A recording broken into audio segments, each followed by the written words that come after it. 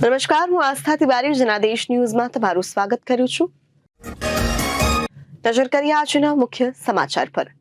વડાપ્રધાનના આવાસના નામે છેતરપિંડી કરનારની ધરપકડ કરાઈ છે। વડાપ્રધાનના નિવાસસ્થાને સસ્તા દરે આપવામાં આવતા લોકો સાથે છેતરપિંડી કરનાર એક વ્યક્તિની અમદાવાદ પોલીસે ધરપકડ કરી છે, જેમણે એફઆઈઆર દાખલ કરી છે, પરંતુ પોલીસ પૂછપરછમાં 250 જેટલા લોકો સાથે છેતરપિંડી કરવામાં આવી છે। વડાપ્રધાનનું નિવાસસ્થાન મેળવવાના નામે અમદાવાદના બોપલમાં રહેતા વિરેન્દ્રસિંહ ઉર્ફે વિરમસિંહ રાઠોડ સચિવાલયમાં અધિકારી હોવાનો ઢોંગ કરી લોકોને છેતરતા હતા તેવું સામે આવ્યું છે। फोर्स डॉक्यूमेंट है सिंपल, एक जो ऑनलाइन जहाँ से अलॉटमेंट लेटर्स होते हैं उसकी कॉपी लेने के बाद उसका फोटो लेके उसको फोटोकॉपी करने के बाद उसमें कहीं पर भी जो मकान अलोकेट हो रहा है उसका नंबर लिख देने का, उसमें जो फरियादी है उसका नंबर लिख देने का, नीचे फौज साइन कर देने का, इस तरह के डॉक्यूमेंट हैं। कोई बहुत ऑथेंटिकेटेड डॉक्यूमेंट्स या किसी ऑफिस से निकाले गए डॉक्यूमेंट ऐसे नहीं। साइट विजिट भी किया, विश्वास हासिल करने के लिए इसने अमुक जहाँ अंडर कंस्ट्रक्शन साइट से वहां पे लोगों को ले जाके काफी घुमाया दिखाया, अमुक जगह तो जहाँ मकान अलोकेट हो गए थे वहां पे दिखाया, उनको ये बताया कि देखो कितना अच्छा मकान आपको मिलने वाला है, इस वाली स्कीम में आपका नंबर नहीं आया, इस ड्रॉ में आपका नंबर नहीं आया, नेक्स्ट वाले ड्रॉ में आपका नंबर आ जाएगा, आप होप मत छोड़ो। और अमाउंट जो थे वो बड़े बड़े अमाउंट पे नहीं लेता था, छोटे छोटे अमाउंट्स इन लोगों के पास से लेता था। लगभग 30,000 रुपये मकान के नाम पे रजिस्ट्रेशन के और 50,000 रुपये दुकान के नाम पे रजिस्ट्रेशन के, और उसके बाद एक अमाउंट 1,30,000 रुपये और एक अमाउंट 1,50,000 रुपये।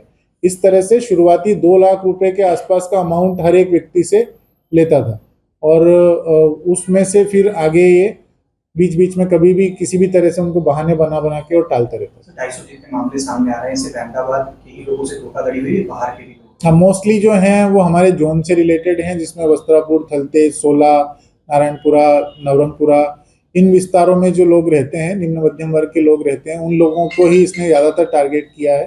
और जो 250 से ज़्यादा लोग आए, हम लोग उन सबसे संपर्क करने की कोशिश कर रहे हैं। 3 केस अभी तक हम लोगों ने नारायणपुरा, सोला और वस्त्रापुर में रजिस्टर कर लिए हैं। आगे भी हम इसमें केस रजिस्टर करने की तैयारी में हैं, और आपके मार्फत एक बार मैं फिर सब लोगों से विनती करता हूं कि प्रधानमंत्री आवास योजना का अगर कोई भी आपको हवाला देता है कि हम उसको मकान दिला देंगे, तो प्लीज़ उस पर ऐसे ही भरोसा ना करें। जो भी ऑथोराइज्ड पर्सन हैं, अधिकृत व्यक्ति हैं, अधिकृत ऑफिसेज हैं, वहाँ पे उसकी योग्य जानकारी लें। योग्य जानकारी के बाद में जो फॉर्म भरने हैं, जो ऑनलाइन एप्लीकेशंस करनी हैं, जहाँ ट्रस्टेड वेबसाइट से उनके मार्फत ही आप आगे की कार्रवाई करें, ताकि आप इस तरह के जो भी ષડયંત્રકારી लोग हैं उनके पास से अपना हार्ड एंड जो मनी है वो बचा सके। साधनो धरावता હોય એવા લોકોને વધારે પડતું ટાર્ગેટ કરવામાં આવ્યું।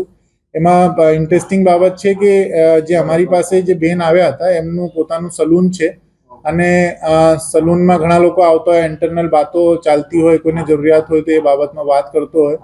તો આવા લગભગ 15 જેવા તો સલૂનના માલિકો છે, અને બહુ हाई कैटेगरी ना नहीं, नॉर्मली जे डेली बेसिस पर 3-4 हज़ार 5,000 2-3 हज़ार रुपया कमाता हो एवा लोगों ने खास कर टार्गेट करवामां आवेलो। आज आरोपी है एनु विक्रम कई जाणवा मळ्युं छे के आनो રહેવાસી છે, ફેમિલીમાં કોણ કોણ છે, અને આ પૈસાનું રોકાણ જેણે ક્યાં કર્યું હતું, 3 કરોડ જેટલી રકમ પડાવી છે। એમાં જેમાં આપને કીધું 50 થી 60 લાખ રૂપિયા તો એમને જે 8-10 લોકો એમની સાથે જોડાયા હતા એમને કટકે વેચાણ કરેલું વેચ્યું છે। સાથે સાથે જે પૈસા આવતા ગયા એ પૈસામાંથી એમની મગજમાં એક બીજી સ્કીમ પણ ચાલતી હતી કે આ પૈસા ક્યાં રોકાણ કરી દઈશું, એમાંથી જ્યારે હું કમાણી કરવા માંગશું ત્યારે પછી લોકોને પરત પણ આપી દઈશું એમાંથી। અગર કોઈના મકાન નહીં મળે તો મારો ધંધો ચાલી જશે એના બહાનેથી, અને પછી ધંધાના આધારે બીજા લોકોને તો આમને હેન્ડીક્રાફ્ટનું બિઝનેસ ચાલુ કર્યો, એમાં 30-40 લાખ રૂપિયાનું ખોટ ખાધી, પછી એને શેર માર્કેટની અંદર લગભગ 50 લાખ રૂપિયાનું રોકાણ કર્યું ને એમાં નુકસાન થયું એમને। સાથે સાથે એમને ગોતાના બ્રિજ પાસે એક ફૂડ કોર્ટ ચાલુ કરેલું હતું, એમાં એમને લગભગ 50 લાખ રૂપિયાનું નુકસાન ખાધું। આ પ્રમાણે એમને ખુલ્લે હાથે બિઝનેસ ચાલુ કર્યા, બિઝનેસમાં નુકસાન થયું તો બીજો બિઝનેસ ચાલુ કર્યો, પછી એમાં નુકસાન થયું તો ત્રીજો બિઝનેસ ચાલુ કર્યો। પરંતુ એ બધું જ આ જે ફરિયાદીઓ છે એમના પાસેથી લીધેલા પૈસા પડાવ્યા, નાના છેતરેલા જે છેતરપિંડી કરીને જે પૈસા લીધેલા હતા એ જ પૈસા હતા એ બધા।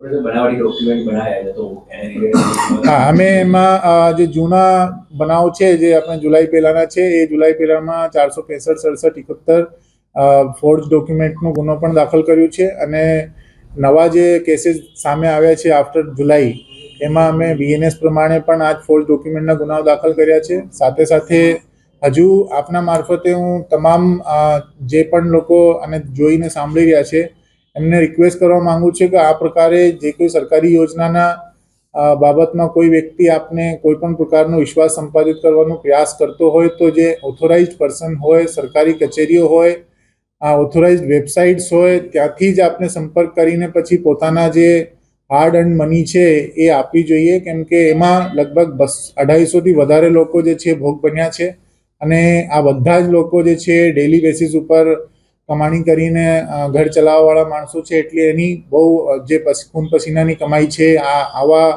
જે છેતરપિંડી કરવાવાળા લોકો છે એ છેતરી ના જાય એના માટે એમને પણ જાગૃત રહેવાની ખાસ જરૂર છે. જે મકાનો આપવાની લાલચ આપતો હતો એ કોઈ વિસ્તાર સિલેક્ટ કરતો હતો કે જે તે જગ્યાએ ઓડાના મકાન છે કે કોર્પોરેશનના મકાન છે? ના, મોટાભાગના જે વિસ્તારો છે એ વિસ્તારો અમારા ઝોન વિસ્તારના એરિયા જ છે, જેમાં ખાસ કરીને જે ફરિયાદીઓ છે અમારા વિસ્તારના જ મોટાભાગના છે.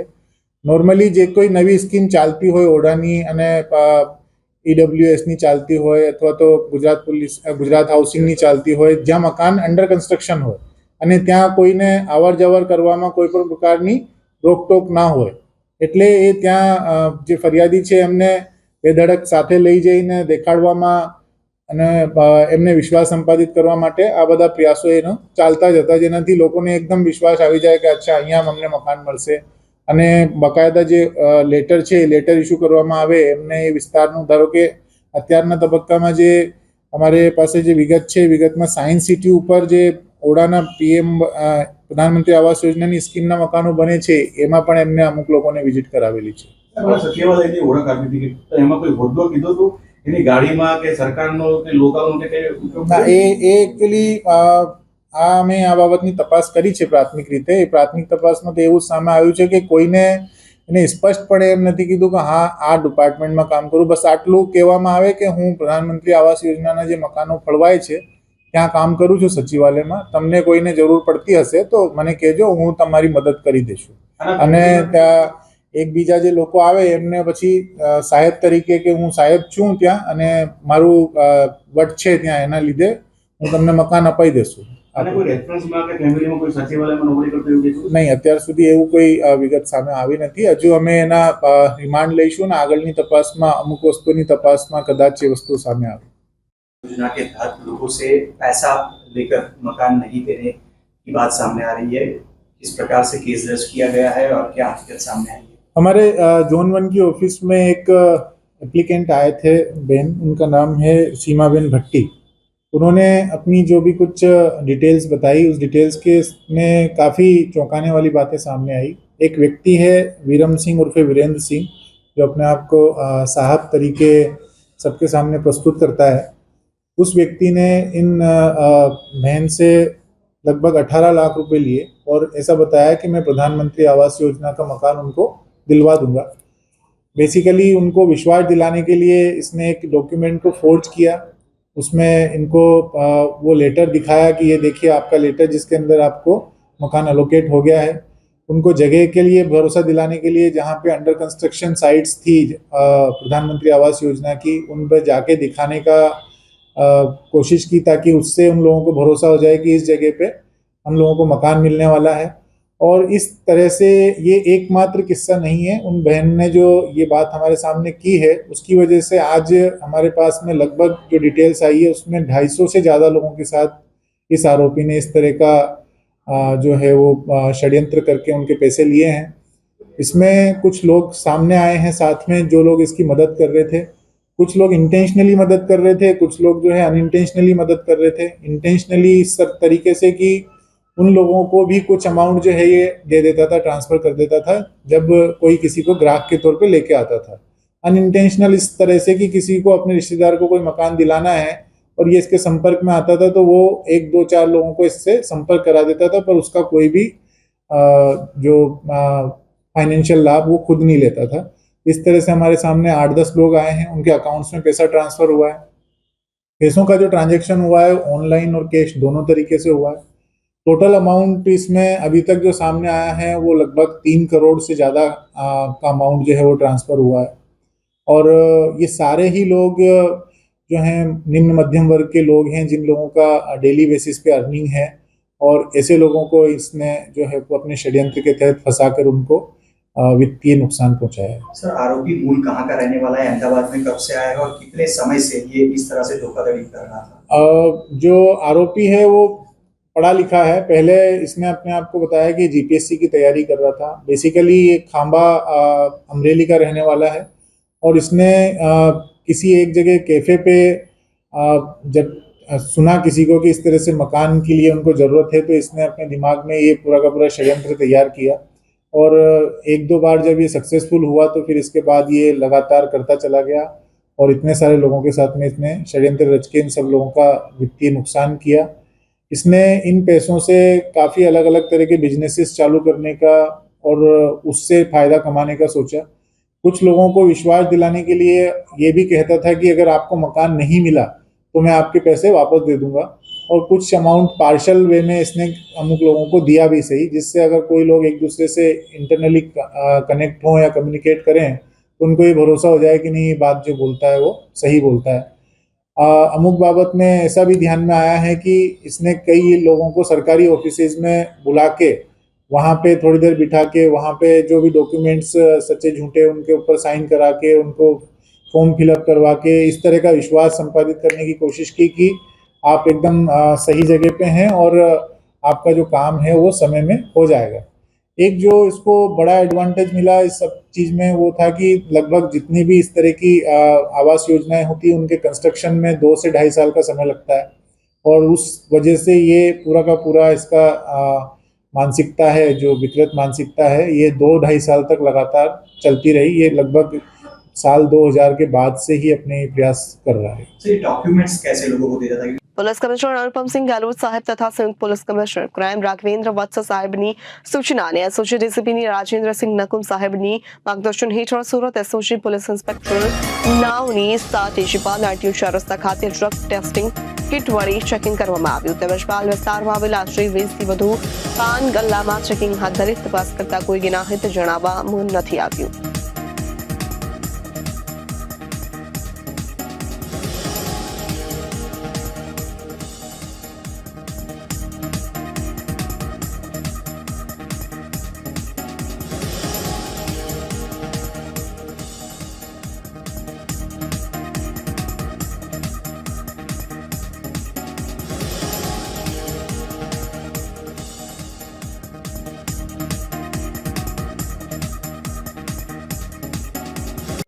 સર, આજે ચેકિંગ કરવામાં આવ્યું છે, ડ્રગ શું છે આખી વિગત? માનનીય સીપી સાહેબ દ્વારા 25 તારીખ આજે ક્રિસમસથી લઈ 31 સુધી સમગ્ર સુરત સિટીની અંદર એસઓજી દ્વારા એક ડ્રાઈવનું આયોજન કરવામાં આવ્યું છે। એમાં અમારી જોડે એક એન્ટી નાર્કોટિક ડ્રગ માટેની એક કીટ છે, જેના દ્વારા અમે દરેક જગ્યાએ આની તપાસ કરીએ છીએ અને બધાને ચેક કરીએ છીએ। સર, કોઈને કોઈ આવ્યું છે, કયું આવે તો પછી શું? હાલ અમે અહીંયા પાલ આરટીઓ ખાતે સઘન ચેકિંગ ચાલુ છે। અત્યારે હાલ અમે લગભગ 5 થી 7 જણાના આ રીતના ચેક કર્યા છે, બધાના રિપોર્ટ નેગેટિવ આવ્યા છે। સર, કોઈને પોઝિટિવ આવે તો એમાં શું આપણે એક્શન લઈશું? પોઝિટિવ આવે તો એના માટેની કાયદેસરની કાર્યવાહી કરવામાં આવશે। તો સરકાર દ્વારા કેટલી કીટો અવેલેબલ કરવામાં આવી છે? અત્યારે હાલ આપણી ત્રણ કીટો અમને આપવામાં આવેલી છે અહીંયા એસઓજી ખાતે। અને એમાં પ્રોસેસ કઈ રીતનું છે? પ્રોસેસની અંદર જે કીટ છે એની અંદર એક આવે છે, એનાથી સલાઈવા લેવાના, સલાઈવા એ જે તે વ્યક્તિ જે આપણને દેખાતો હોય એને લઈ અને આ મશીનમાં મૂકવામાં આવે છે। મશીનમાં મૂક્યા બાદ એને પ્રોસેસ કરવામાં આવે છે। લગભગ 5 મિનિટની અંદર આનો રિપોર્ટ પોઝિટિવ નેગેટિવનો જનરેટ થાય છે। એ રિપોર્ટ જનરેટ થયા બાદ જે તેની જે અમે સલાઈવા લઈએ છીએ એની છેલ્લે એનો મોબાઈલ નંબર અને સહી કરાવવામાં આવે છે।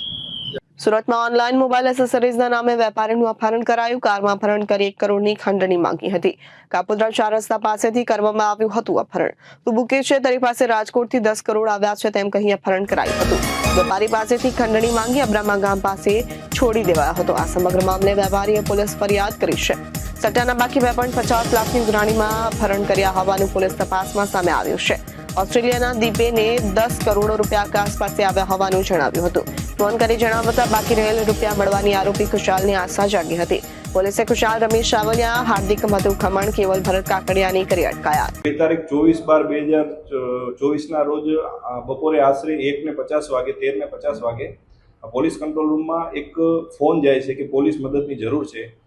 કર્મનાથ મહાદેવના મંદિર પાસેથી એક ચશ્માની લારી ચલાવતા એક મહિલાનો ફોન જાય છે આવો, જેથી પોલીસ તાત્કાલિક ત્યાં મહિલા પાસે પહોંચે છે. તો મહિલા એવી જાહેરાત કરે છે કે અહીં આગળ 10 મિનિટ પહેલા એક સ્વિફ્ટ કાર અને એક બાઇકમાં એક બાઇકવાળાને આંતરી અને તેનું અપહરણ કરી અને ગાડીમાં નાખીને લઈ ગયેલ છે તેવી હકીકત જાહેર કરતા પોલીસ તાત્કાલિક એક્શનમાં આવે છે અને ભોગ બનનારની જે એક્ટિવા બાઇક હોય છે તે ત્યાં જ પડેલી હોય છે મહાદેવના મંદિર પાસે, જેથી એક્ટિવા બાઇકના નંબર ઉપરથી એ વ્યક્તિનું ટ્રેસિંગ કરવામાં આવે છે, એનો મોબાઈલ નંબર મેળવવામાં આવે છે, એના લોકેશનના આધારે એ અબ્રામા સાઈડ હોય છે એવું માલુમ પડે છે. ત્યારબાદ એને ફોન કરવામાં આવે છે.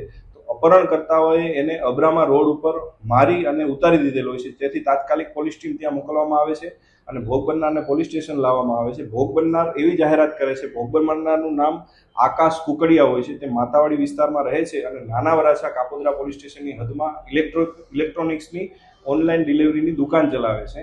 અને એના જાણવા એવું મળે છે, હકીકત પોતે એવી જાહેર કરે છે કે આજે બપોરે જ્યારે એ જમીને પરત દુકાને જતો હતો ત્યારે કોઈ અજાણ્યા માણસો તેનું અપહરણ કરી ધરાર બેસાડી મારી અને લઈ ગયેલા અને રસ્તામાં એવું જણાવતા હતા કે તમે 10 કરોડ રૂપિયા રાજકોટથી આવેલા છે, જેમાંથી 1 કરોડ રૂપિયા આપી દે. જેથી મેં ના પાડતા કે ભાઈ મારી પાસે કોઈ એવો મૂકીના પૈસા નથી કે હું કોઈ એવો પૈસાવાળો માણસ નથી, મારી પાસે જે છે એ 20,000 રૂપિયા છે, એનાથી વિશેષ મારી પાસે કાંઈ નથી. તેથી એ લોકોએ તેને મારી અને ત્યાં ઉતારી દીધેલો. બનાવની ગંભીરતા સમજતા ક્રાઇમ બ્રાન્ચની ટીમ પણ તપાસમાં સાથે જોડાયેલી અને એવું હકીકત જાણવા મળેલ કે આ જે વ્યક્તિ છે આકાશ, એમનો એક મિત્ર છે ખુશાલ કરીને.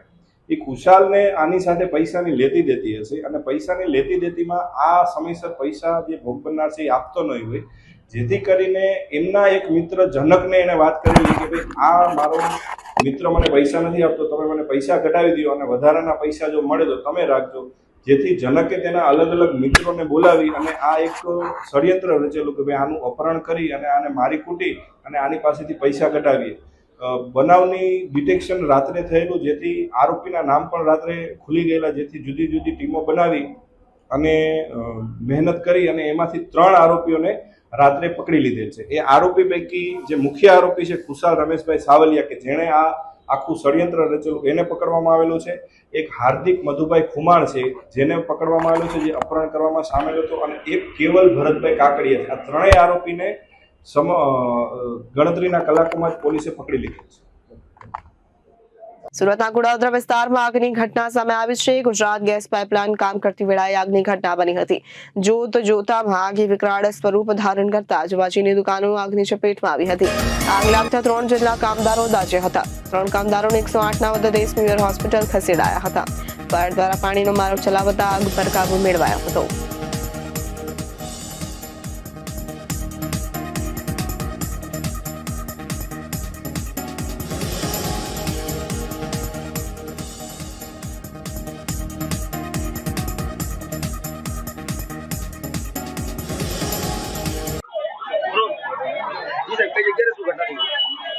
આ કેશવનગર ગોડાદરા ખાતે ગુજરાત ગેસના લીકેજના કારણે જે પહેલા જીબી બોર્ડનું કઈ અંડરગ્રાઉન્ડનું કામ ચાલતું હતું, આ જીબી બોર્ડના કામ ચાલતું હતું ત્યારે ગુજરાત ગેસનું કઈ પાઇપ લીકેજ થયું.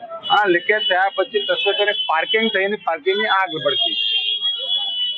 આ ગુજરાત ઇલેક્ટ્રિક બોર્ડનું જીબીનું કામ અંડર બાયપાસ પાઇપ નાખવાનું હતું ને 2-3 જગ્યાનું લીકેજ છે ને મોટું આગ લાગી અને ભડાકા થઈ અને ભડાકાથી બાજુમાં દુકાનો સળગી ગઈ અને 5-6 દુકાનો સળગી ગઈ. એમાં આગ આટલી વિશાળ હતી કે ઉપર હતા ભાડું બહાર જોવા માટે આવ્યા, એને પણ આ દાઝી ગયા છે અને ખૂબ ગંભીર રીતે દાઝ્યા છે એવી પ્રકારની માહિતી અમારી પાસે છે. એના માટે અમને ખૂબ દુઃખદ છે. આ દાઝેલા પરિવારને સારા થવા માટેની આપણે ભગવાનને પ્રાર્થના કરીએ અને જે દુકાનની અંદર નુકસાન થયું છે એની નુકસાન ભરપાઈ માટે અમે સુરત મહાનગરપાલિકા દ્વારા જીબી બોર્ડ પર કાર્યવાહી કરીને આ જીબી બોર્ડ જ્યારે કામ કરતી હોય ત્યારે પરમિશન લીધી કે નથી એને તપાસ કરવાનો આદેશ આપ્યો છે ફાયર બ્રિગેડ દ્વારા. અને લીધી હોય તો શું સુરક્ષા લીધી, શું ચિંતા કરી કે એના પૂર્વ પણ એક બનાવ બન્યો હતો. અમે વારંવાર ગુજરાત બોર્ડને આ રજૂઆત કરી છે કે આવી રીતનો બનાવ બનતો તો કેમ એને સાવચેતી કેમ નથી રાખતા. એના માટે આજે અમે ખૂબ દુઃખી છે અને એના માટે ગુજરાત ઇલેક્ટ્રિક બોર્ડ સાથે પણ ચર્ચા કરી, ફાયર બ્રિગેડ સાથે ચર્ચા કરી અને ગુજરાત ગેસની લાઈન બંધ છે, પરંતુ આ બનાવ ખૂબ દુઃખદનીય છે અને એને આ પીડિત પરિવાર સારા થવા માટે જેની દુકાન ભળી છે એને મદદ કરવા માટેનો પૂરેપૂરો પ્રયાસ અમારી સુરત મહાનગરપાલિકા દ્વારા ગુજરાત ઇલેક્ટ્રિક બોર્ડના અધિકારીઓને દંડિત કરવા માટે પણ સૂચના કરવામાં આવી છે. सूरत घोड़ाजा नहीं रही मेरा सर मैं ये माजिसा नॉवेल्टी है, मेरा नाम भावेश राजपुरोहित है. मैं जैसे दुकान खोला दिया बत्ती कर रहा था तो जैसे ही आग स्टार्ट हो गई. ठीक है, फिर मैंने सैंपल अंदर ले लिया, फिर एक उधर बच्ची जल रही थी, फिर उनको हम लोग 3 लोग अंदर गए, फिर उनको निकाला. कोई कार्रवाई करने के लिए फोन किया, फोन सब वो लड़की जल गई, दुकान जल गई, उसके बाद सब लोग आए थे. ये पाइपलाइन की वजह से सर हमको जीबी लाइन है और सर हमको नोटिस भी नहीं दिया. हम नोटिस दिए होते हम लोग बंद कर देते, उसमें हमको कोई ऑब्जेक्शन नहीं है. सर नोटिस नहीं दिया हम कैसे बंद करें, हमको क्या पता क्या चल रहा है. बाद में पता चला गैस लाइन का फटा है.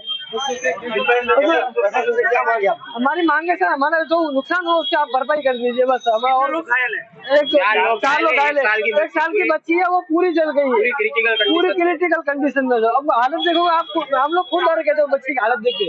इतनी छोटी बच्ची थी. 4-5 दुकान जली सर, 2 बच्चा एक लेडीज है सर. દક્ષિણ ગુજરાતના 7 જિલ્લામાં 3 લાખ ખેડૂતોએ દિવસે વીજ આપવાનો સરકારનો નિર્ણય કરાયો છે. રાજ્ય સરકારના નિર્ણયને ખેડૂત આગેવાનોએ આવકાર્યો છે. ખેડૂત આગેવાન જયેશ દેલાડાએ સરકારના નિર્ણયને આવકાર્યો છે. ખેડૂતોને સહકારી અગ્રણી અસુમુલ ડેરીના ડિરેક્ટર જયસેન પટેલે જણાવ્યું કે ગુજરાત વીજ સર્વોદય યોજના હેઠળ સરકાર 2020થી ખેતીને દિવસે વીજ આપવાની શરૂઆત કરી હતી.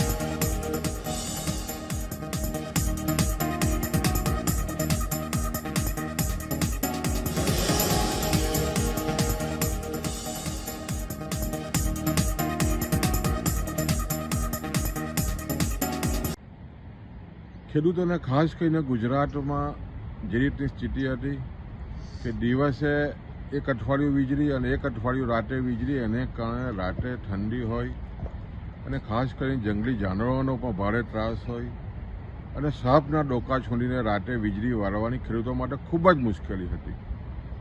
ઘણા સમયથી ખેડૂતોની લાગણી અને માગણી હતી કે ગુજરાત સરકાર ખેડૂતોને દિવસે વીજળી આપે અને એના અનુસંધાનમાં આ માગણી સ્વીકારીને 2020માં રાજ્યની સરકારે સૂર્યોદય કિસાન સૂર્યોદય યોજના લાગુ કરી.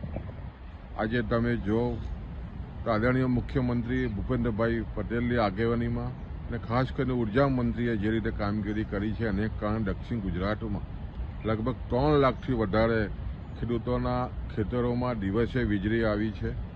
ખેડૂતોને ખુશી ઉત્પન્ન થઈ છે. ખાસ કરીને જે સ્થિતિ બનતી હતી ને ખાસ કરીને વીજળી અને ખાસ કરીને ખેતીમાં પાણી અગત્યનું અંગ છે અને જ્યારે દિવસે વીજળી આવતી હોય તો સ્વાભાવિક છે કે પૂરતી ક્ષમતાથી ખેડૂતો વીજળી વાપરી શકે અને પાણી બોરવેલમાંથી કાઢી શકે અને એનો પોતાનો પાક તંદુરસ્ત રીતે ઊભો કરી શકે.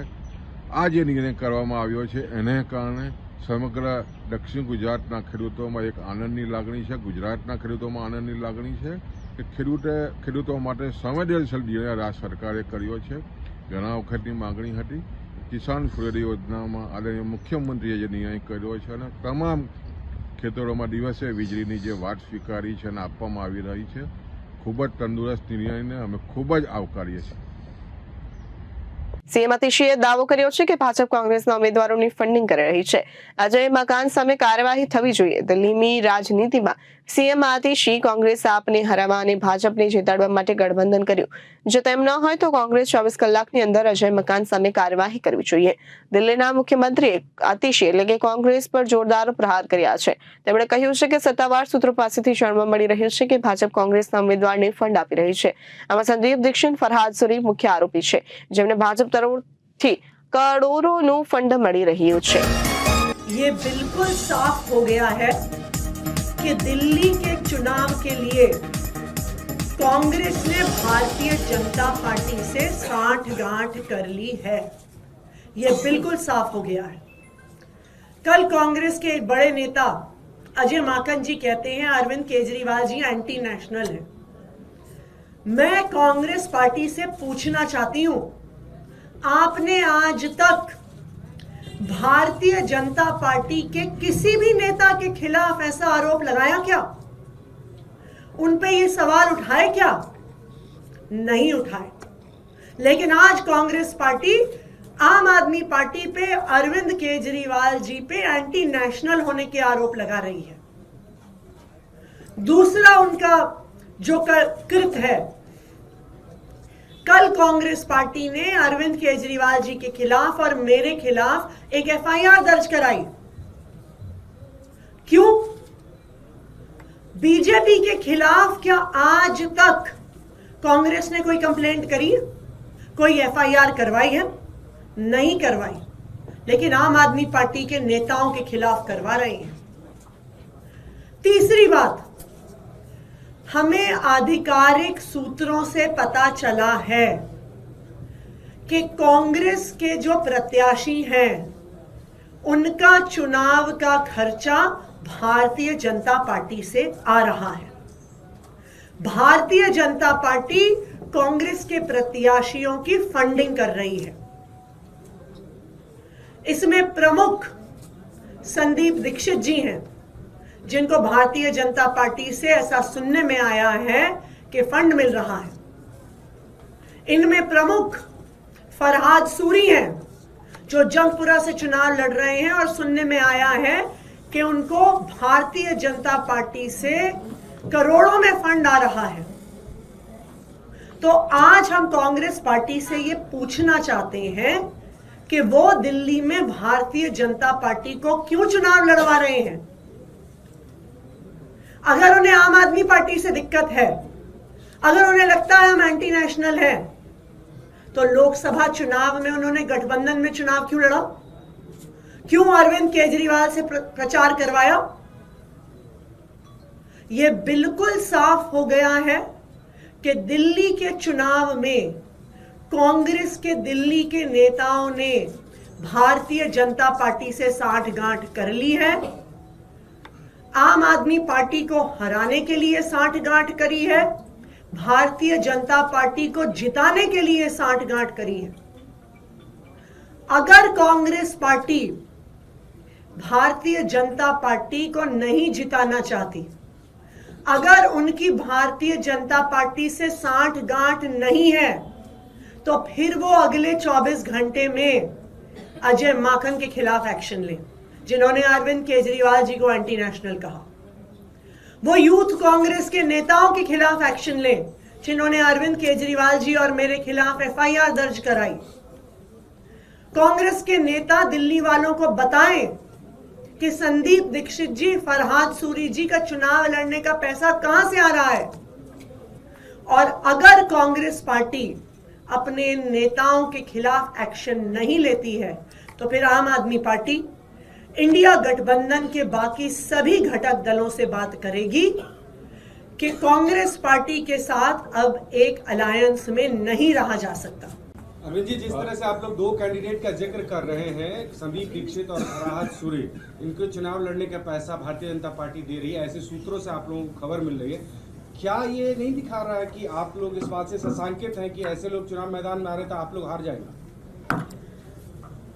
देखिए, हमने दो कैंडिडेट का उदाहरण दिया है, लेकिन अगर आप बाकी कांग्रेस पार्टी की प्रत्याशियों की सूची भी देखिएगा तो बिल्कुल शंका पैदा होती है कि यह सूची भारतीय जनता पार्टी के कार्यालय में बनी है। इसलिए बनी है कि आम आदमी पार्टी के कुछ वोट काटे जाए, क्योंकि कांग्रेस तो जीत नहीं सकती है। आम आदमी पार्टी के अगर वोट कुछ कम हो तो भारतीय जनता पार्टी को वो जिता सके, ऐसा उनका प्रयास है। बिल्कुल यही हमारा आरोप है कि कांग्रेस पार्टी बीजेपी के साथ साठगांठ कर रही है, बीजेपी को दिल्ली में चुनाव जिताने के लिए। और अगर कांग्रेस की नेशनल पार्टी इस पूरे षड्यंत्र में दिल्ली कांग्रेस यूनिट के साथ नहीं है तो वो दिल्ली कांग्रेस यूनिट के नेताओं पर एक्शन ले, ये हमारी डिमांड है। कल मैंने देखा एफआईआर दर्ज करा रहे हैं आप अरविंद केजरीवाल के खिलाफ। अरविंद केजरीवाल वो शख्स है जिन्होंने दिल्ली में कांग्रेस पार्टी के प्रत्याशियों के लिए प्रचार किया। अरविंद केजरीवाल वो शख्स है जिन्होंने चंडीगढ़ तक में जाके कांग्रेस पार्टी के लिए प्रचार किया चुनाव में। आम आदमी पार्टी लगातार संसद के मुद्दों पे जो फैसला होता है कांग्रेस पार्टी के साथ खड़े होते हैं, और आप हमारे नेता को एंटी नेशनल कह रहे हैं। एफआईआर दर्ज करा रही यूथ कांग्रेस अरविंद केजरीवाल के खिलाफ। एक बीजेपी के नेता के खिलाफ कांग्रेसियों ने आज तक कोई एफआईआर नहीं दर्ज कराई। अब केजरीवाल पे एफआईआर दर्ज करा रहे हैं। दिल्ली के अंदर कांग्रेस पार्टी भारतीय जनता पार्टी के पक्ष में खड़ी हुई है और हर वो काम कर रही है जिससे बीजेपी को चुनाव में फायदा हो। दिल्ली के अंदर इनके एक नेता हैं अजय माकन जी। अजय माकन जी बीजेपी की स्क्रिप्ट पढ़ते हैं, बीजेपी के कहने पर बयान देते हैं, बीजेपी के कहने पे आम आदमी पार्टी के नेताओं को टारगेट करते हैं। और कल उन्होंने सारी हदें पार करके देश के लोकप्रिय नेता, दिल्ली के सबसे लोकप्रिय नेता अरविंद केजरीवाल जी, जो हमारी पार्टी के अगुवा हैं, उनको कह रहे हैं एंटी नेशनल है केजरीवाल। केजरीवाल अगर एंटी नेशनल है तो आप मुझे बताइए वो केजरीवाल दिल्ली के लोगों के लिए शिक्षा, स्वास्थ्य, बिजली, पानी, रोजगार का इंतजाम कैसे कर रहे हैं? आज तक अजय माकन ने या कांग्रेस पार्टी ने दिल्ली में किसी बीजेपी के नेता को एंटी नेशनल नहीं बोला। हम राष्ट्र विरोधी हैं, अरविंद केजरीवाल राष्ट्रद्रोही हैं। ये किस प्रकार का बयान है? कल मैंने देखा एफआईआर दर्ज करा रहे हैं आप अरविंद केजरीवाल के खिलाफ। अरविंद केजरीवाल वो शख्स है जिन्होंने दिल्ली में कांग्रेस पार्टी के प्रत्याशियों के लिए प्रचार किया। अरविंद केजरीवाल वो शख्स है जिन्होंने चंडीगढ़ तक में जाके कांग्रेस पार्टी के लिए प्रचार किया चुनाव में। आम आदमी पार्टी लगातार संसद के मुद्दों पे जो फैसला होता है कांग्रेस पार्टी के साथ खड़े होते हैं, और आप हमारे नेता को एंटी नेशनल कह रहे हैं। एफआईआर दर्ज करा रही यूथ कांग्रेस अरविंद केजरीवाल के खिलाफ। एक बीजेपी के नेता के खिलाफ कांग्रेसियों ने आज तक कोई एफआईआर नहीं दर्ज कराई। अब केजरीवाल पे एफआईआर दर्ज करा रहे हैं। हरियाणा का चुनाव हुआ, अंत तक हमारा प्रयास रहा कि हम मिलकर लड़ें, लेकिन कांग्रेस पार्टी उसके लिए तैयार नहीं हुई। हम चुनाव लड़े, लेकिन एक भी अपशब्द, एक भी किसी के खिलाफ कोई गलत बयानी हमने नहीं की। एक बयान पूरे हरियाणा में दिखा दीजिए। अरविंद केजरीवाल जी भी चुनाव प्रचार में करने के लिए गए, आतिशी जी भी गई, मनीष सिसोदिया जी भी गए, सारे हमारी पार्टी के बड़े नेता गए। किसी एक ने भी एक शब्द नहीं बोला कांग्रेस पार्टी के खिलाफ, उनके नेताओं के खिलाफ। आज कांग्रेस पार्टी की सूची आप देखिए, लगता बीजेपी के दफ्तर से बन के आ रही। आप इसकी समीक्षा कीजिए। ऐसे ऐसे लोगों को चुनाव में उतारा जा रहा है जिनका मकसद सिर्फ और सिर्फ आम आदमी पार्टी को नुकसान पहुंचाना है। संदीप दीक्षित को कौन लड़ा रहा है केजरीवाल जी के खिलाफ? कौन उनका इंतजाम कर रहा है चुनाव लड़ाने का? तो इसलिए अब सारी हदें पार हो चुकी हैं, सारी सीमाएं पार हो चुकी हैं। अपमान का, एफआईआर दर्ज कराने का, एंटी नेशनल बोलने का जो दुस्साहस अजय माकन और उनकी पार्टी ने किया है, मैं मांग करता हूं कांग्रेस पार्टी से कि 24 घंटे के अंदर अजय माकन के खिलाफ कार्रवाई करें, वरना इंडिया गठबंधन के जो और भी घटक दल हैं उनसे हम लोग मांग करेंगे कि कांग्रेस को इंडिया गठबंधन से अलग करें। सभी पत्रकार बंधुओं को नमस्कार। दिल्ली के अंदर कांग्रेस पार्टी भारतीय जनता पार्टी के पक्ष में खड़ी हुई है और हर वो काम कर रही है जिससे बीजेपी को चुनाव में फायदा हो। दिल्ली के अंदर इनके एक नेता हैं अजय माकन जी। अजय माकन जी बीजेपी की स्क्रिप्ट पढ़ते हैं, बीजेपी के कहने पर बयान देते हैं, बीजेपी के कहने पे आम आदमी पार्टी के नेताओं को टारगेट करते हैं। और कल उन्होंने सारी हदें पार करके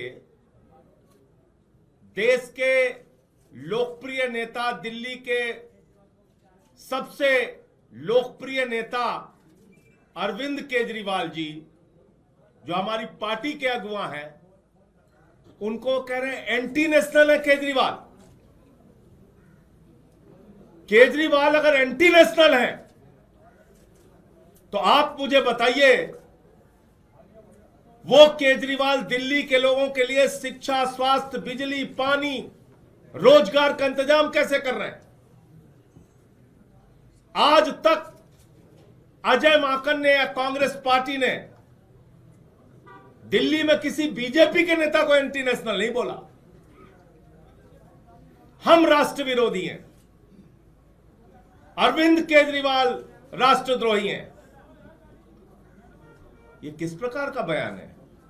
ऐसा कोई संगठन नहीं પરંતુ ભાજપને વહેંચે છે। સૌરભ ભારદ્વાજે પ્રવેશ વર્માનું નિવેદનને ખોટું ગણાવ્યું છે। સૌરભ ભારદ્વાજે ભાજપા પર નિશાન સાધ્યું છે। આગામી દિલ્હી વિધાનસભા ચૂંટણીને લઈને રાષ્ટ્રીય રાજધાનીમાં રાજકીય તાપમાન ચરમસીમા પર છે। આમ આદમી પાર્ટી અને ભાજપ વચ્ચે શબ્દયુદ્ધ વધુ તેજ થયું છે। આ દરમિયાન આમ આદમી પાર્ટીએ ભારતીય જનતા પાર્ટી પર ગંભીર આરોપ લગાવ્યા છે અને દાવો કર્યો છે કે ભાજપના નેતાઓ વોટ માટે પૈસા વહેંચતી વખતે રંગે હાથ ઝડપાયા છે। પાર્ટી હેડક્વાર્ટરમાં આયોજિત પ્રેસ કોન્ફરન્સ દરમિયાન આપના વરિષ્ઠ નેતા અને કેબિનેટ મંત્રી સૌરભ ભારદ્વાજે ભાજપાના नेता प्रवेश वर्मा पर झुपड़पट्टीની મહિલાઓને રોકડ રકમ આપવાનો આરોપ પણ લગાવ્યો હતો। कई सवाल इकट्ठे होते हैं, खड़े होते हैं। इन्होंने अपनी प्रेस वार्ता में कहा ये पैसे मैं नहीं बांट रहा था, ये एक संस्था बांट रही थी। ये वो कार्ड है जिसके मार्फत ये पैसा बांटा गया और उन महिलाओं के हाथ में ये कार्ड मिले। इनकी कोठी से जो महिलाएं कैश लेके बाहर निकल रही थी, इस पूरे के पूरे कार्ड पर कहीं पे किसी भी संस्था का नाम नहीं है। अगर किसी एक संस्था का नाम इस पे है तो उसका होलोग्राम लगा हुआ है और साथ में कमल का निशान लिखा हुआ है। होलोग्राम पे लिखा हुआ है बीजेपी, भारतीय जनता पार्टी, यानी कि ये पैसा भारतीय जनता पार्टी बांट रही थी, कोई संस्था नहीं बांट रही थी। किसी संस्था का नाम, पता, रजिस्ट्रेशन नंबर इस कार्ड पे नहीं है। दूसरी बात, ये कौन सी संस्था है भाई? जिस संस्था का नाम ये बता रहे हैं उस संस्था का रजिस्ट्रेशन हमने ढूंढा, हमें तो अभी तक मिला नहीं। आप पत्रकारों से भी मैं उम्मीद करता हूं कि उसका रजिस्ट्रेशन नंबर निकलवाइए, उसकी अकाउंट की डिटेल्स निकलवाइए, पता करिए कि दिल्ली की करीब 1 करोड़ महिलाओं को ये 1100 रुपये इस महीने कैसे देंगे? इतना पैसा कहाँ से आया हुआ है इनके पास जो कैश में निकाला जा रहा है बैंक से, क्योंकि बाटा तो कैश में जा रहा है। और इस कार्ड के ऊपर 3 लोगों के फोटो लगे हुए हैं, प्रधानमंत्री नरेंद्र मोदी जी का, गृह मंत्री अमित शाह जी का और भारतीय जनता पार्टी के राष्ट्रीय अध्यक्ष जेपी नड्डा का। मैं इन तीनों से पूछना चाहता हूं, आपका इस तथाकथित संस्था से क्या लेना देना है? प्रवेश वर्मा कह रहे हैं कि कोई संस्था है जो ये पैसे बांट रही है। मोदी जी उस संस्था के क्या है? संस्थापक हैं, उसके अंदर डायरेक्टर हैं, जेपी नड्डा ट्रेजरर हैं, अमित शाह वाइस प्रेसिडेंट हैं। क्या है ये संस्था में? ये लोग बताएं। और अगर नहीं है तो क्या प्रधानमंत्री का फोटो, देश के गृह मंत्री का फोटो किसी तथाकथित संस्था के साथ लगाया जा सकता है? क्या वो किसी संस्था के, जैसे शाहरुख खान हमने देखा कि वो किसी किसी चीज के, एशियन पेंट्स के जो है ब्रांड एम्बेसडर बन जाते हैं, एडवर्टाइजमेंट करते हैं। क्या प्रधानमंत्री किसी संस्था के एम्बेसडर बन सकते हैं इस तरह से? क्या प्रधानमंत्री का फोटो विज्ञापन के लिए इस्तेमाल किया जा सकता है? मैं जानना चाहता हूं प्रधानमंत्री जी, गृह मंत्री जी और अमित नड्डा जी से कि वो इसके बारे में बताएं। एक और बड़ी इंटरेस्टिंग बात हुई है, जब न्यूज में ये चला और ये वीडियो सामने आए कि गरीब गरीब औरतों को कैश 1100 रुपए बांटे जा रहे हैं, प्रवेश वर्मा द्वारा बांटे जा रहे हैं, भारतीय जनता पार्टी को वोट दो इसके आवाज में बांटे जा रहे हैं, तो दिल्ली पुलिस को क्या करना था? दिल्ली पुलिस को वहां पे छापा मारना था, कैश बरामद करना चाहिए था, कितना कैश है ये देखना चाहिए था, कैश कहां से आया ये देखना चाहिए था, कब से कैश बट रहा है, कितना कैश बटा ये देखना चाहिए था। क्या किया दिल्ली पुलिस ने? दिल्ली पुलिस ने उस पूरे इलाके की बैरिकेडिंग कर दी। दिल्ली पुलिस उनकी जांच करे, छापा मारे तो दूर, दिल्ली पुलिस उनको प्रोटेक्शन दे रही है। दिल्ली पुलिस ने वहां पे प्रोटेक्शन दी है।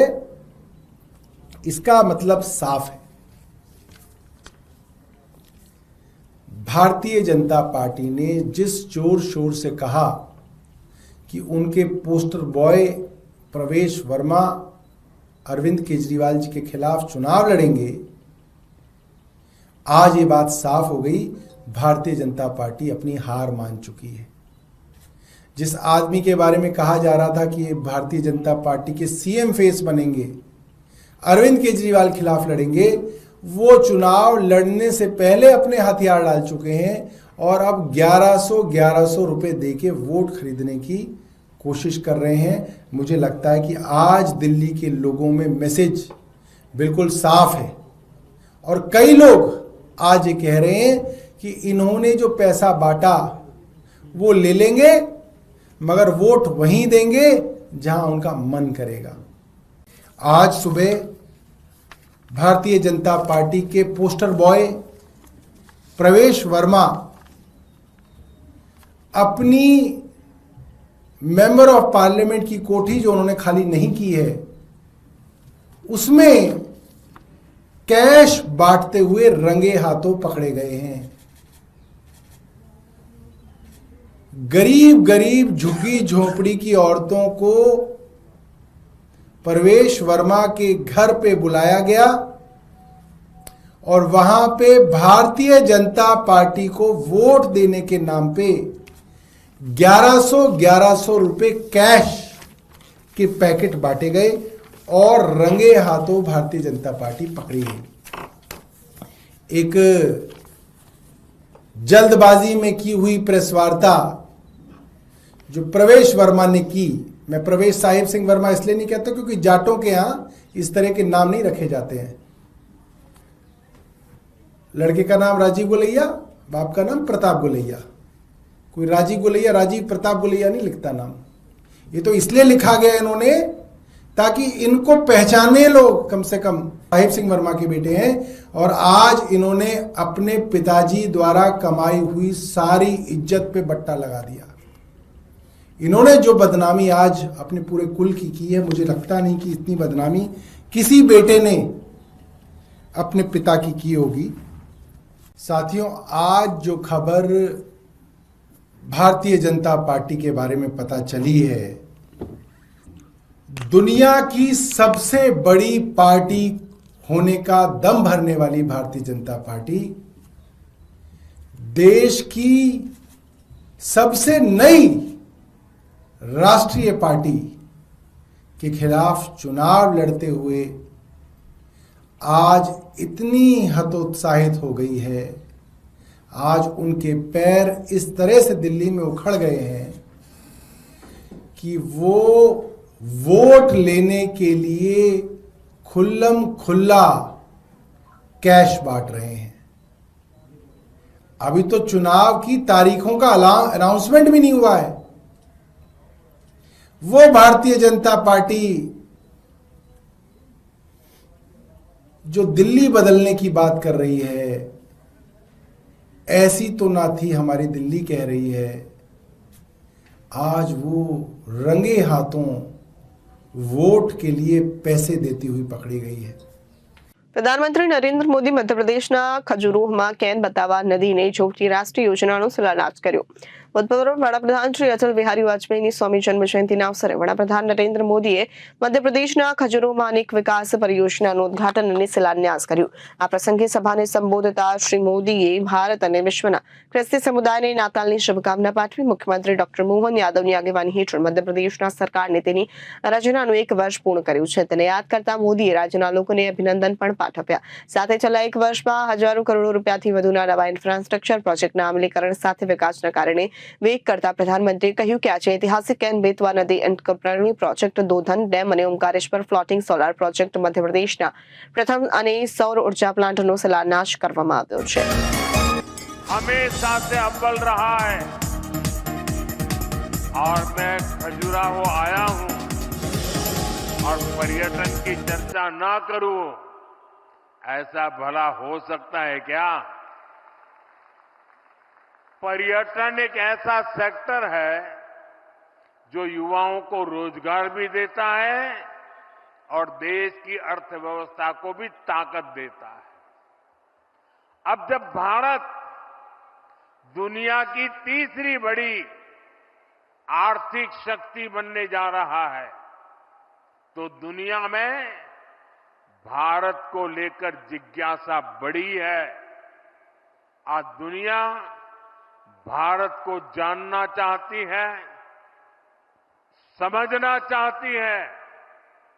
इसका बहुत अधिक फायदा मध्य प्रदेश को होने वाला है।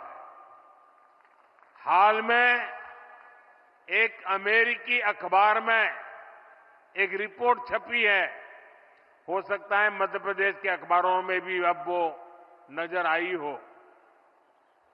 अमेरिका के उस अखबार में छपी खबर में लिखा गया है कि मध्य प्रदेश को दुनिया के 10 सबसे आकर्षक टूरिस्ट डेस्टिनेशन में से एक बताया गया है।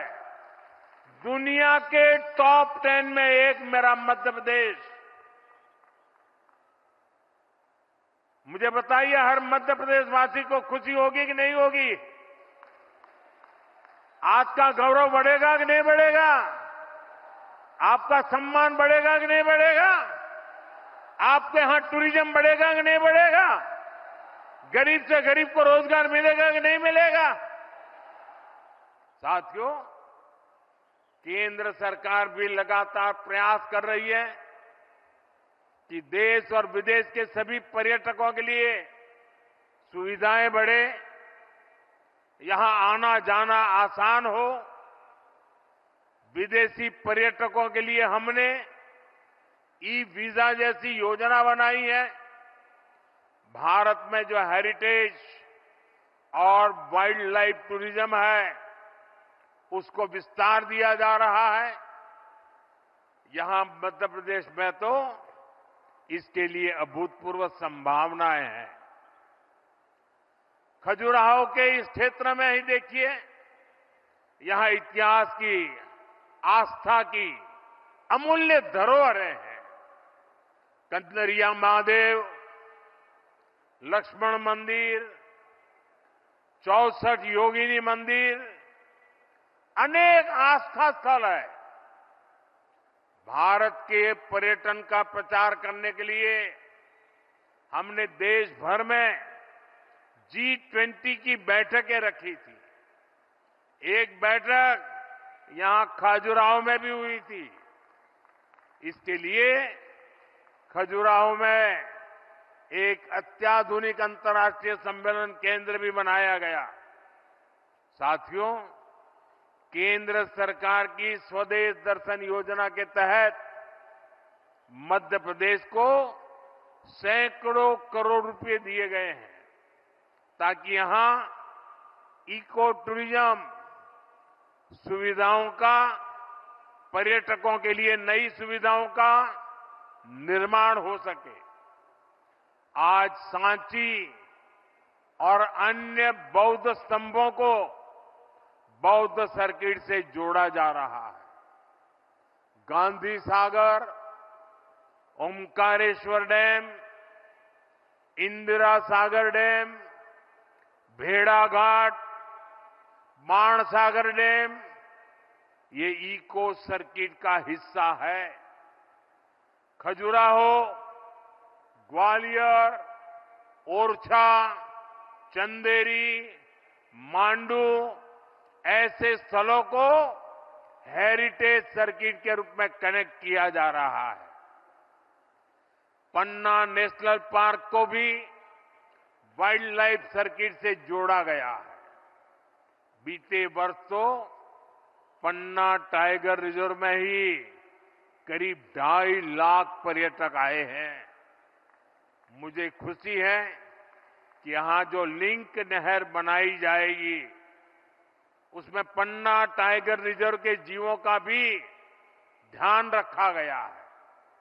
साथियों, पर्यटन बढ़ाने के सारे प्रयास स्थानीय अर्थव्यवस्था को बड़ी ताकत देते हैं।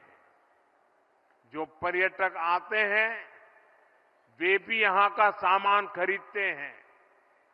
यहां ऑटो टैक्सी से लेकर होटल, ढाबे, होमस्टे, गेस्ट हाउस सभी को फायदा पहुंचता है। इससे किसान को भी बहुत फायदा होता है क्योंकि दूध, दही से लेकर फल, सब्जी तक हर चीज के उन्हें अच्छे दाम मिलते हैं। दिवस सिर्फ एक दिन का कार्यक्रम भर नहीं है। गुड गवर्नेंस, सुशासन भाजपा सरकारों की पहचान है। देश की जनता ने लगातार तीसरी बार केंद्र में भाजपा की सरकार बनाई। मध्य प्रदेश में आप सभी लगातार भाजपा को चुन रहे हैं। इसके पीछे सुशासन का भरोसा ही सबसे प्रबल है। और मैं तो जो विद्वान लोग हैं, जो लिखा पट्टी एनालिसिस करने में माहिर है, ऐसे देश के गणमान्य लोगों से आग्रह करूंगा कि जब आजादी के 75 साल हो चुके हैं तो एक बार इवैल्यूएशन किया जाए। 100-200 विकास के, जनहित के, गुड गवर्नेंस के पैरामीटर निकाले जाएं और फिर जरा हिसाब लगाएं कि कांग्रेस सरकारें जहां होती हैं वहां क्या काम होता है, क्या परिणाम होता है। जहां लेफ्ट वालों ने सरकार चलाई, कम्युनिस्टों ने सरकार चलाई, वहां क्या हुआ। जहां परिवारवादी पार्टियों ने सरकार चलाई वहां क्या हुआ। जहां मिलीजुली सरकारें चली वहां क्या हुआ। और जहां जहां भाजपा को सरकार चलाने का मौका मिला वहां क्या हुआ। मैं दावे से कहता हूं, देश में जब जब भाजपा को जहां जहां भी सेवा करने का अवसर मिला है, हमने पुराने सारे रिकॉर्ड तोड़ के जनहित के जन कल्याण के और विकास के कामों में सफलता पाई है। निश्चित मानदंडों पर मूल्यांकन हो जाए, देश देखेगा कि हम जन सामान्य के प्रति कितने समर्पित हैं। आजादी के दीवानों ने जो सपने देखे थे, उन सपनों को साकार करने के लिए हम दिन रात पसीना बहाते हैं। जिन्होंने देश के लिए खून बहाया, उनका रक्त बेकार न जाए, हम अपने पसीने से उनके सपनों को सींच रहे हैं। और सुशासन के लिए अच्छी योजनाओं के साथ ही उन्हें अच्छी तरह लागू करना भी जरूरी है। सरकार की योजनाओं का लाभ कितना पहुंचा, ये सुशासन का पैमाना होता है। अतीत में कांग्रेस सरकारें घोषणाएं करने में माहिर हुआ करती थी। घोषणाएं करना, फीता काटना, दिया जलाना, अखबार में तस्वीर छपवा देना, उनका काम वहीं पूरा हो जाता था और उसका फायदा कभी भी लोगों को नहीं मिल पाता था। प्रधानमंत्री बनने के बाद मैं प्रगति के कार्यक्रम का एनालिसिस में पुराने प्रोजेक्ट देखता हूं, मैं तो हैरान हूं। 35, 40 साल पहले जिसके शिलान्यास हुए, बाद में वहां 1 इंच भी काम नहीं हुआ। कांग्रेस की सरकारों की ना तो नीयत थी और ना ही उनमें योजनाओं को लागू करने की गंभीरता थी। आज हम पीएम किसान सम्मान निधि जैसे योजना का लाभ देख रहे हैं। मध्य प्रदेश के किसानों को किसान सम्मान निधि के 12,000 रुपया मिल रहे हैं। ये भी तभी संभव हुआ जब जन धन बैंक खाते खुले। यहां एमपी में ही लाडली बहना योजना है। अगर हम बहनों के बैंक खाते न खुलवाते, उनको आधार और मोबाइल से ना जोड़ते, तो क्या ये योजना लागू हो पाती? सस्ते राशन की योजना तो पहले से भी चलती थी।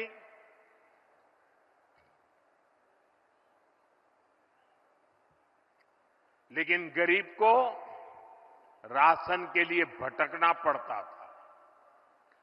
अब आज देखिए, गरीब को मुफ्त राशन मिल रहा है, पूरी पारदर्शिता से मिल रहा है।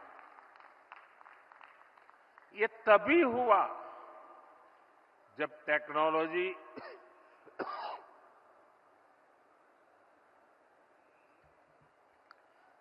टेक्नोलॉजी लाने के कारण फर्जीवाड़ा बंद हुआ। जब एक देश एक राशन कार्ड जैसी देशव्यापी सुविधाएं लोगों को मिली, साथियों, सुशासन का मतलब ही यही है कि अपने ही हक के लिए नागरिक को सरकार के सामने हाथ फैलाना न पड़े, सरकारी दफ्तरों के चक्कर न काटने पड़े। और यही तो सैचुरेशन की 100% लाभार्थी को 100% लाभ से जोड़ने की हमारी नीति है। सुशासन का यही मंत्र भाजपा सरकारों को दूसरों से अलग करता है। સીએમ યોગીએ વીર બાલ દિવસ પર ગુરુ ગોવિંદ સિંહજીના શહીબજાદાઓને બલિદાન અને શ્રદ્ધાંજલિ આપી. જુઓ ફોટોઝ અને વિડીયોઝ. વીર બાલ દિવસના અવસર પર લખનૌમાં મુખ્યપ્રધાનના નિવાસસ્થાને એક ઐતિહાસિક સમારોહનું આયોજન કરવામાં આવ્યું, જેમાં સીએમ યોગી આદિત્યનાથે શ્રી ગુરુ ગોવિંદજીના 4 શહીબજાદાઓને બલિદાન શ્રદ્ધાંજલિ આપી. આ પ્રસંગે 1000થી પણ વધારે પથનું આયોજન કરવામાં આવ્યું હતું. महाराजा रणजीत सिंह ने जितना सोना स्वर्ण मंदिर में दिया उतना ही बाबा काशी विश्वनाथ मंदिर को भी दिया. काशी विश्वनाथ मंदिर का शिखर और दरवाजे स्वर्ण मंडित हुए या सोना महाराजा रणजीत सिंह जी ने दिया था.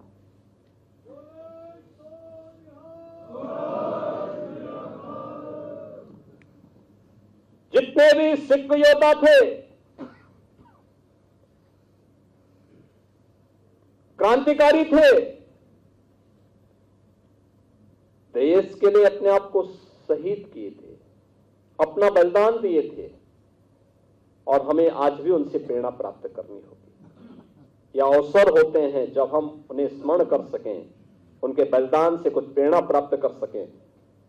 आज के इस अवसर पर मैं एक बार फिर से इस वीर बाल दिवस के प्रति आदरणीय प्रधानमंत्री जी के प्रति आभार व्यक्त करता हूं. आप सबसे अपील करूंगा कि हम लोग कोई भी ऐसा कार्य न होने दें जो हमारे गुरु परंपरा की भावनाओं के विपरीत हो. कोई भी ऐसा कार्य कतई हम लोग सभी मिलकर के गुरु परंपरा के गौरवशाली इतिहास के सम्मान की रक्षा करने के लिए जिस भी हद तक सहयोग किए जाने की आवश्यकता होगी, ये डबल इंजन की सरकार हमेशा आपके साथ खड़ी होकर के कदम से कदम मिलाकर के चल करके पूरी परंपरा के प्रति श्रद्धा और सम्मान का भाव व्यक्त करने के लिए सदैव तैयार होकर के कार्य करने के लिए तैयार है. आज के इस अवसर पर वीर बाल दिवस के इस पावन आयोजन के अवसर पर मैं माता गुजरी को कोटि कोटि नमन करता हूं. दुख, उनका दर्द कौन महसूस कर सकता है. बाबा अजीत सिंह, बाबा जुझार सिंह, बाबा जोरावर सिंह, बाबा फतेह सिंह, इन 4 साहबजादों के प्रति नमन करता हूं, उनके शहादत को नमन करता हूं. सिख पंथ की शुरुआत ही देश और धर्म के लिए गुरु नानक देव जी ने सबसे पहले बाबर के अत्याचार का विरोध किया था. कौन नहीं जानता है लाहौर में गुरु अर्जुन देव जी का बलिदान जहांगीर के अत्याचार से बचाने के लिए था. कौन नहीं जानता है गुरु तेग बहादुर जी के बलिदान को.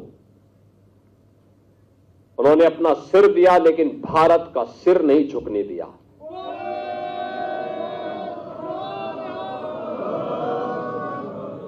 आज कश्मीर भारत का हिस्सा है और भारत का शीश बना हुआ है, इसलिए क्योंकि हमारे गुरु तेग बहादुर जी ने अपना शीश देकर के इसकी कीमत चुकाई है.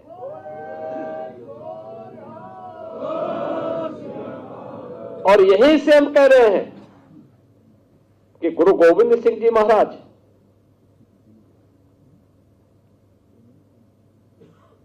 एक ऐसे पिता हैं जिन्होंने अपनी आंखों के सामने अपने पुत्रों को बलिदान होते हुए देखा है. एक ऐसे पुत्र हैं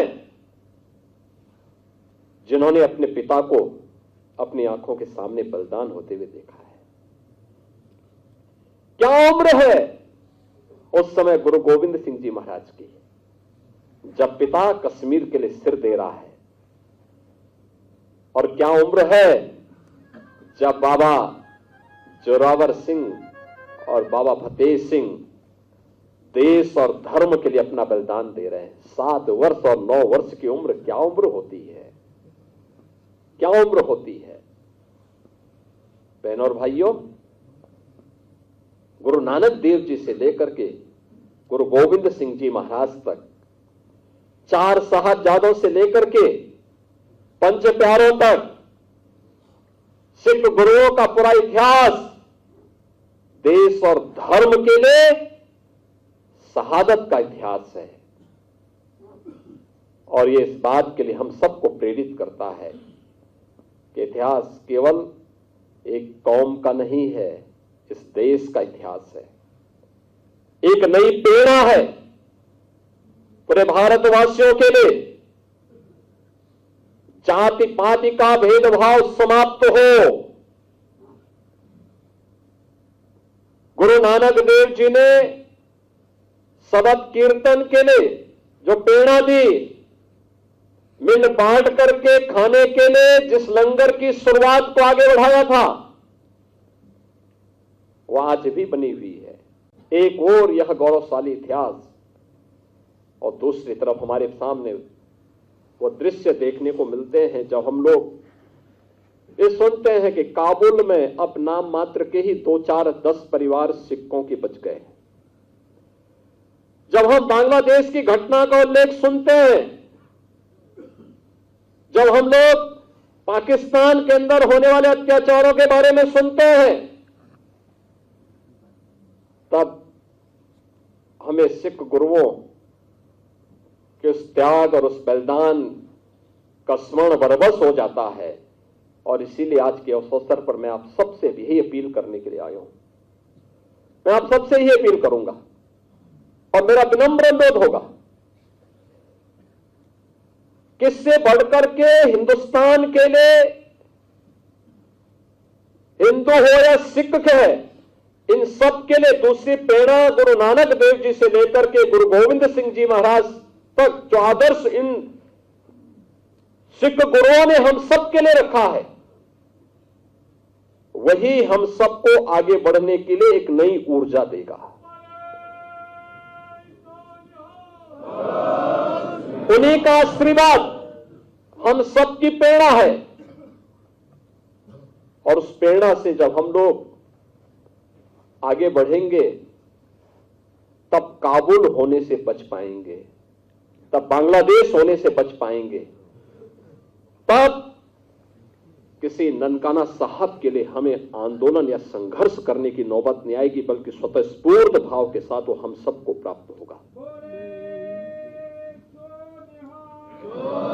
और इसीलिए आज हम सबको अपने मित्र और शत्रु को सही तरीके से पहचानने की ताकत हम सबको प्राप्त हो, इसके लिए हम लोग गुरु महाराज से प्रार्थना करें, ये ताकत वे हमें दें।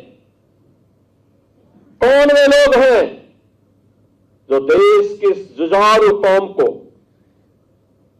देश की इस समृद्ध कौम को, जिसने अपने स्वयं के सामर्थ्य से, अपने पुरुषार्थ से, अपने परिश्रम से एक मिसाल प्रस्तुत की है देश के सामने, दुनिया के सामने। कौन वे दुश्मन हैं जो आज उनके इस परिश्रम और पुरुषार्थ को कुंद करने की साजिश कर रहे हैं? कौन है? उन दुश्मनों को पहचानने की आवश्यकता है। कभी भारत की फौज में हमारा सिख एक बड़ी संख्या में जाकर के भारत की सुरक्षा के लिए अपने आप को समर्पित करता था। कौन वो लोग हैं जो एक बड़ी पीढ़ी को, युवा पीढ़ी को ड्रग की चपेट में लाने का कुत्सित प्रयास कर रहे हैं? हमें देश के उन दुश्मनों को समझना होगा, उन दुश्मनों से सावधान रहना होगा। कौन आपस में हिंदू और सिखों को लड़ाने का कुत्सित प्रयास कर रहे हैं? ये तो एक दूसरे के पूरक है। गुरु तेग बहादुर जी महाराज ने जिस कश्मीर की रक्षा करने के लिए, कश्मीरी पंडितों की रक्षा करने के लिए अपना बलिदान दिया, उनकी शहादत, भले उनका सिर उनके धड़ से लग किया हो, लेकिन भारत के सिर की रक्षा तो उन्होंने की। उसके माध्यम से भारत के शीश की रक्षा की। और यही तो बात प्रधानमंत्री मोदी जी कहते हैं, उन्होंने यही तो बात कही जब प्रधानमंत्री मोदी जी ने 26 दिसंबर की तिथि को वीर बाल दिवस के रूप में आयोजित करने की घोषणा की और इसमें बाबा जोरावर सिंह और बाबा फतेह सिंह के प्रति अपने श्रद्धा और सम्मान को व्यक्त किया। कृतज्ञता इस दिवस को वीर बाल दिवस के रूप में घोषित किया, कृतज्ञता ज्ञापित करने का एक माध्यम हमें दिया। तब भी प्रधानमंत्री जी ने कहा कि हर भारतवासी को चाहिए कि उसका एक धर्म है और वह है राष्ट्र धर्म। देश सर्वोपरि है, राष्ट्र सर्वोपरि है, राष्ट्र सर्वोपरि है। यह भाव गुरु तेग बहादुर जी महाराज ने हम सबको दिया है। भले ही मेरा शीश मेरे धड़ से अलग हो जाए, लेकिन मेरे भारत का शीश नहीं झुकना चाहिए, नहीं झुकना चाहिए। કોંગ્રેસની બેલગાવી સભા શા માટે છે ખાસ? મહાત્મા ગાંધી સાથે તેનું 100 વર્ષ જૂનું જોડાણ છે। ત્યારે કોંગ્રેસ વર્કિંગ કમિટી કોંગ્રેસ પાર્ટીની સર્વોચ્ચ નિર્ણય લેતી સંસ્થા કર્ણાટકમાં બેલાગાવીમાં વિસ્તૃત સત્રનું આયોજન કરાયું છે। ત્યારે આ દિવસીય 2 દિવસીય સભાની સાથે અહીં રેલી પણ યોજાશે। આ કાર્યક્રમમાં 1924માં પાર્ટી અધ્યક્ષ તરીકે કોંગ્રેસના ઐતિહાસિકમાં બેલગામ અધિવેશન અધ્યક્ષતામાં મહાત્મા ગાંધીની શતાબ્દીની યાદમાં આ પ્રસંગ ઉજવવામાં આવી રહ્યો છે। ત્યારે કોંગ્રેસ અધ્યક્ષ મલ્લિકાર્જુન ખડગે, લોકસભાના नेता राहुल गांधी, वायनाडના सांसद प्रियंका गांधी वाड्रा, CWS सभ्यो અને દેશભરમાંથી પાર્ટીના વરિષ્ઠ નેતાઓની સહિતની ટીમે કોંગ્રેસના નેતાઓએ તેમાં ભાગ લીધો હતો અને આ કાર્યક્રમ દ્વારા પાર્ટીમાં કોંગ્રેસમાં નવો प्राण ફૂલાશે। ત્યારે ભવિષ્યની રણનીતિ અંગેની પણ ચર્ચા કરાશે। नमस्कार, मैं बधाई देता हूं हमारे राष्ट्रीय अध्यक्ष श्री मल्लिकार्जुन खड़गे जी को, जिन्होंने आज से 100 साल पहले यानी कि 26 दिसंबर 1924 को महात्मा गांधी जी के नेतृत्व में जो अखिल भारतीय कांग्रेस कमेटी का सम्मेलन हुआ था, उसके याद में आज यहाँ पे कांग्रेस वर्किंग कमेटी की बैठक बुलाई गई है। यदि आप उस समय के प्रस्ताव देखेंगे तो उस समय भी देश में कुछ ऐसे ताकतें थीं, ऐसी विचारधारा तब भी थी जो हिंदू मुसलमानों में लड़ाई करवाते थे, विरोधाभास कराते थे और गुलबर्गा में राइट्स हुए थे, कम्युनल राइट्स हुए थे। ये भी एक संयोग है कि 1 साल बाद राष्ट्रीय स्वयंसेवक संघ का गठन हुआ था। आज सबसे बड़े समस्या हमारे सामने है वही विचारधारा जिसने देश में हिंदू मुसलमानों के बीच में नफरत पैदा करी। आज भी वो मौजूद ही नहीं है, पूरे देश पर काबिज किए हुए है और पूरे तरीके से बाबा साहब अम्बेडकर के अध्यक्षता में जो भारतीय संविधान की रचना हुई और महात्मा गांधी और पंडित जवाहरलाल नेहरू, सरदार वल्लभ भाई पटेल, अब्दुल कलाम आज़ाद साहब, सब लोगों ने मिलकर जो तय किया था कि देश का संविधान उसी को लिखना चाहिए जिसने गरीबी देखी हो, जिसने तिरस्कार सहा हो, जिसने अनुसूचित जाति जनजाति के लोगों के प्रति अन्याय देखा हो, जो शिक्षित हो, वकील हो, पढ़ा लिखा हो, अर्थशास्त्री हो, उसी को भारतीय संविधान की रचना के लिए निर्णय करना चाहिए। और इसीलिए बाबा साहब अम्बेडकर को संविधान सभा में जो कमेटी बनाई गई संविधान लिखने की, उसका अध्यक्ष मनोनीत किया। आज हम महात्मा गांधी को याद करते हैं और आज इस देश में हम निवेदन करना चाहते हैं कि इस देश में भारतीय संविधान को हमें गांव-गांव ले जाना है, मोहल्ले-मोहल्ले ले जाना है। इसलिए मैं प्रस्तावित कर रहा हूं कि भारत जोड़ो यात्रा राहुल जी की निकली थी। उस भारत जोड़ो यात्रा में कन्याकुमारी से लेकर कश्मीर तक एक नारा दिया गया था, नफ़रत के बाज़ार में मोहब्बत की दुकान खोली। वही नफ़रत के ख़िलाफ़ आज हम यहाँ इस बेलगाम में 100 वर्ष पूरे होने पर उस संदेश महात्मा गांधी के संदेश को जन जन तक ले जाने के लिए हम एकत्रित हुए हैं और इसीलिए इस संदेश को घर घर पहुंचाने के लिए आवश्यक इस बात की है और मैं इस बारे में हमारी कांग्रेस वर्किंग कमेटी के अध्यक्ष जी से अनुरोध करूंगा इस बारे में विचार करना चाहिए कि कैसे हम लोग इस संदेश को गांव-गांव घर-घर तक पहुंचाएं जिससे कि जो नफ़रत की आग लोगों के दिमाग में बैठ गई है कैसे हम मोहब्बत के माध्यम से जो प्रयास राहुल गांधी जी ने अपने 4,500 किलोमीटर की यात्रा करके की थी उसको हम लोग घर घर तक ले जाने की कोशिश करें ताकि आज जिस प्रकार से लोकतंत्र खतरे में है चुनाव आयोग का आप नज़रिया देख लीजिए एक तरफा कार्रवाई कर रहे हैं इसी तरह से हमें in all humility I would like to say कि जुडिशरी से भी ये अपेक्षा नहीं थी कि जिस प्रकार से आज पूरे देश में माहौल जो बिगड़ता जा रहा है उस पर हमें विशेष तौर पर चर्चा करने की आवश्यकता है इसलिए 100 साल होने पर आज कांग्रेस पार्टी वो पार्टी है जो महात्मा गांधी का संदेश जन जन तक पहुंचा सकता है कांग्रेस ही वो पार्टी है जो बाबा साहब अम्बेडकर का संदेश घर घर पहुंचा सकता है और आवश्यकता इस बात की है कि नेहरू विचारधारा गांधी विचारधारा को बाबा साहब अम्बेडकर की विचारधारा के साथ मिलाकर इस देश में लोकतंत्र को मजबूत करना आवश्यक है धन्यवाद। Belgaum is celebrating the 100th century celebration of Mahatma Gandhi. Was a All India Congress Committee president. From here, he started some of the major issues, programs for the Congress party. Almost it was the Belgaum which gave a directions to the Congress party for the further freedom struggle under the leadership of Mahatma Gandhi. In Belgaum, Mahatma Gandhi started movement against the untouchability, and in Belgaum we had started Sevadal because in 1923 in Kakinada it was decided to start Sevadal, but in 1924 under the leadership of Mahatma Gandhi, the Sevadal started doing social work, cleaning the toilets along by the upper caste people, and he gave a message against the untouchability. And Pandit Jawaharlal Nehru became the first chairman of the All India Congress Sevadal, and Mr. Nasu Hardikar is the organizing secretary of the Sevadal. He hails from Belgaum.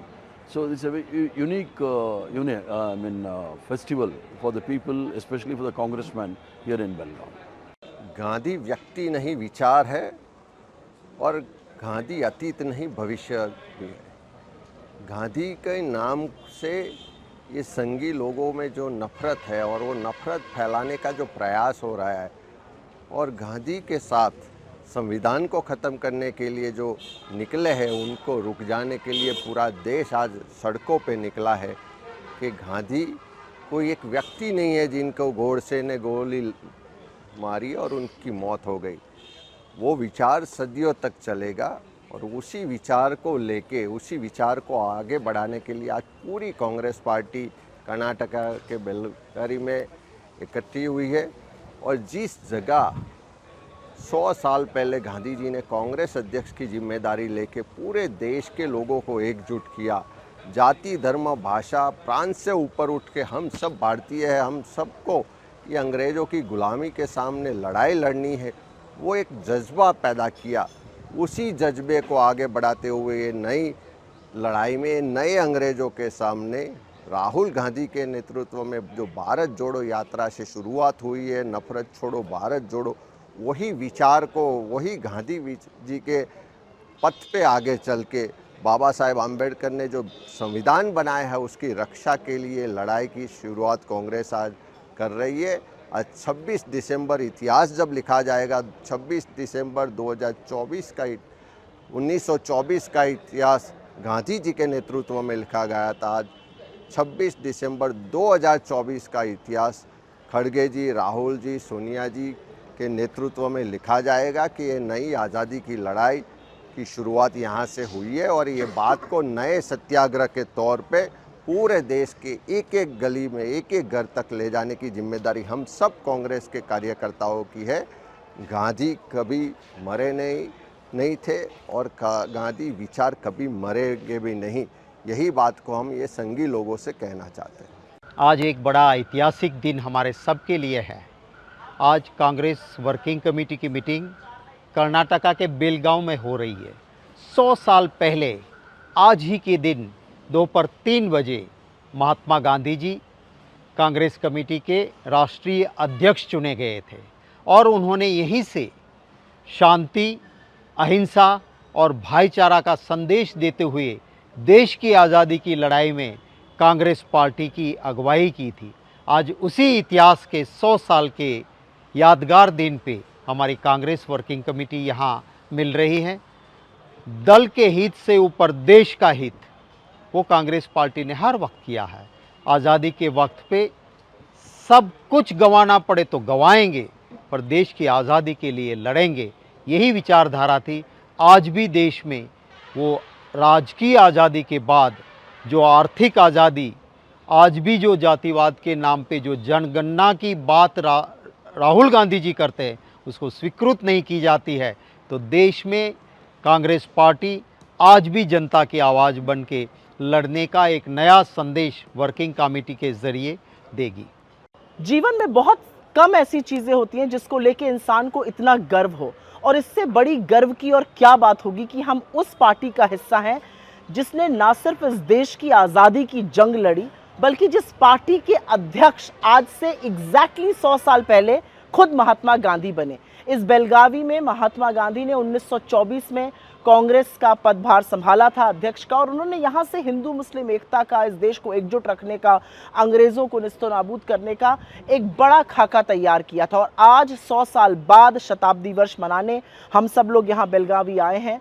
और आज जिस देश का माहौल है, जिस तरह से भाई को भाई से लड़ाया जा रहा है, जिस तरह से संविधान के निर्माता बाबा साहब की अवमानना की जा रही है, जिस तरह से दलितों, शोषितों, वंचितों, आदिवासियों को प्रताड़ित किया जा रहा है, एक सत्याग्रह जो तब शुरू हुआ था 1924 में 100 साल पहले, आज उस नव सत्याग्रह को लेने का रूप है। वो नव सत्याग्रह तमाम रूपों में हमारे सामने आया है। वो भारत जोड़ो यात्रा के माध्यम से आया है, वो भारत जोड़ो न्याय यात्रा के माध्यम से आया है, वो संविधान जब राहुल गांधी जी ने उठा लिया तब उस दौर से आया है। नव सत्याग्रह का समय है। इस देश को नव सत्याग्रह की जरूरत है, क्योंकि सत्य और साहस के बल पर खड़ी कांग्रेस पार्टी को फक्र है इस बात का कि महात्मा गांधी हमारे आज से एग्जैक्टली 100 साल पूर्व अध्यक्ष चुने गए, और आज हम उस दिवस को मनाने बाबा साहब भीमराव अंबेडकर के सम्मान में आज यहाँ बेलगावी में इकट्ठा हैं। आज जिस तरीके से देश की एक प्राचीन भारत के इतिहास को आक्रमण किया जा रहा है, जो आरक्षण है, जो संविधान है, जो स्वायत्त संस्थाएं हैं, जो अंबेडकर का अपमान है, ये सवाल देश के सामने है। और इन सवालों के जवाब कांग्रेस पार्टी इस देश के साथ मिलकर ढूंढ सकती है, इससे निजात पा सकती है। उसी की परिकल्पना को लेकर हम सब यहाँ एकत्रित हुए बेलगाम में। जो हमारी CWC की मीटिंग है, ये नया एक इतिहास भी रचेगी और नया एक सोच भी देगी।